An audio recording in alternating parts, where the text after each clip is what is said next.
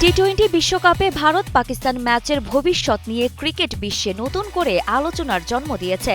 বিশ্বকাপ ম্যাচ নিয়ে অনিশ্চয়তা চরমে ওঠায় আইসিসি জরুরি বৈঠকের উদ্যোগ নিয়েছে। এই বৈঠকে অংশ নিতে বাংলাদেশ ক্রিকেট বোর্ডের সভাপতি আমিনুল ইসলাম বুলবুল ইতিমধ্যে পাকিস্তানে পৌঁছেছেন। পাকিস্তানের সংবাদ মাধ্যম জিও সুপার জানিয়েছে, আজ ভিডিও কনফারেন্সের মাধ্যমে অনুষ্ঠেয় এই জরুরি বৈঠকে পাকিস্তান ছাড়াও আইসিসির অন্যান্য সদস্য দেশ, যার মধ্যে বাংলাদেশও রয়েছে, অংশ নেবে। পাকিস্তান সরকারের নির্দেশে ভারতের বিপক্ষে মাঠে নামতে অস্বীকৃতি জানানোর পরই এই সংকট তৈরি হয়। জিও সুপার আরও জানিয়েছে, আইসিসির বৈঠকের পাশাপাশি আমিনুল ইসলাম ও পিসিবি চেয়ারম্যান মহসিন নাকভির সঙ্গে দ্বিপাক্ষিক বৈঠক করবেন। সব আনুষ্ঠানিকতা শেষে তিনি সন্ধ্যায় বাংলাদেশে ফিরে আসবেন বলে জানা গেছে।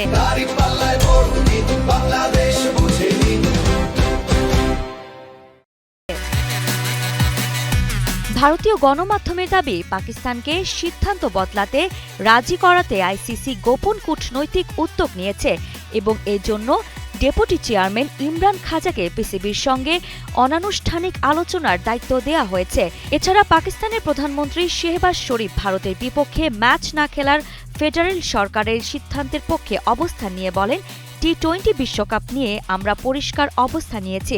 ভারতের বিপক্ষে আমরা খেলব না। খেলাধুলায় রাজনীতির কোনো জায়গা নেই। সব মিলিয়ে ভারত পাকিস্তান ম্যাচ ঘিরে তৈরি হওয়া এই অনিশ্চয়তা ক্রিকেট বিশ্বে উদ্বেগ তৈরি করেছে।